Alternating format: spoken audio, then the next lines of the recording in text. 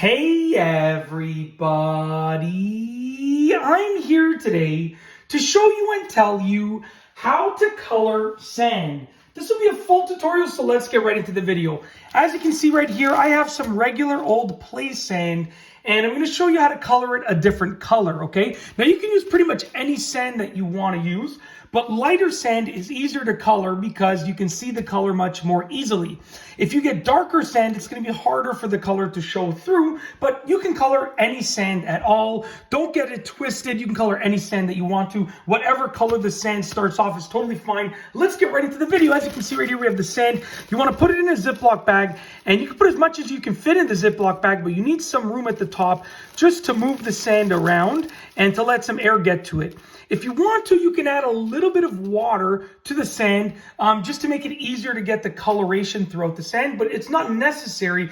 But you can dampen the sand a bit if you want to, but it will take longer for the sand to dry. So always keep that in mind, okay? All that you need is some food coloring. You can use anything you want to color the sand essentially, but food coloring is one of the best things. Right here, this is Chef Master Liquid Gel Food Color. And it's violet. It's basically purple food coloring. I found it in my cupboard. We have all sorts of food coloring. My wife and I have 4 young kids, so we're always doing stuff with food coloring, arts and crafts and stuff like that, baking things.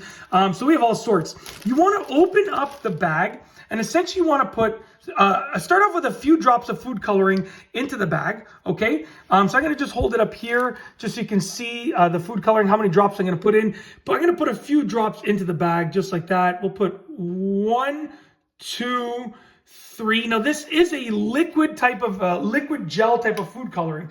So, I mean, you can use a different type of food coloring. Using one that is not a liquid gel is probably a little bit easier to work with, but I'm just trying to give you a demonstration right here just to show you how it works. So essentially, you want to get the majority of the air out of the bag. It doesn't all have to be out, but you need some room to massage it around. So now, essentially, you want to get that food coloring, and we're going to massage the sand with the food coloring. And what that's going to do is that's going to spread the food coloring on the sand. And as you can see, so that was, what did I say? That was 3 drops. As you can see, the sand, sorry, that was totally off camera. I do apologize. As you can see, the sand is starting to change colors to the color of the food coloring, okay? Now just give me a moment. Let me mix it all, and I'll show you exactly what it looks like when it's done. You can use more food coloring, you can use less food coloring, you can use different colors, you can do it with different bags, you can combine food coloring to get different coloration combinations. It's completely up to you, but you can see how easy it is to color the sand, okay?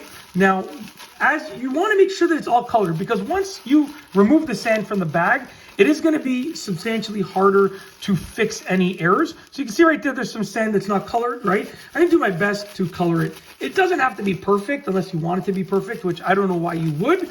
But, you know, do it to the best of your abilities and you'll get a good result. As you can see right here, the sand is now purple. So you can see the food coloring has literally changed the coloration of the sand. I'm trying to, the camera, on the camera, it looks a little bit darker than it looks in real life. In real life, it's actually, I'll put it on my hand for comparison. In real life, it's like a medium purple. On the camera screen, I'm seeing it looks sort of like a darker purple, but in reality, it's a medium purple. When you're done, because now the sand is wet with the food coloring, right? And even if you add a little bit of water, it's still going to be wet. So when you're done, you want to essentially put all the sand on something that will allow it to dry.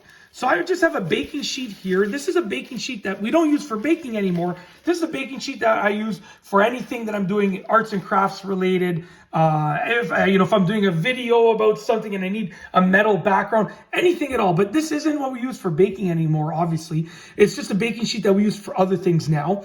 But you want to spread the sand out and allow it to dry until it's dry.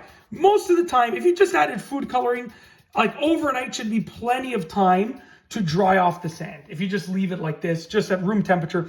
But like I said, it might need more time if you added some water. You can leave it outside in the sun. That will allow it to dry a little bit faster. It's up to you. But you want to let the sand dry because it is wet. If I feel it, it does feel wet from the food coloring, right? And you'll see like the food coloring will end up going on my fingers if I don't let it dry. So that's basically it. that is how to color sand. It's actually a really simple process, and I've shown you exactly how to do it throughout this video. It's not hard to do. It does take a bit of time, and if you keep it contained, it's a relatively clean process as well. It's all done in the bag, and then you lay it out to dry. I mean, you can lay it out on anything. If it's like this and it's barely damp, you can probably just lay it out on a big sheet of construction paper or on some sheets of like printer paper.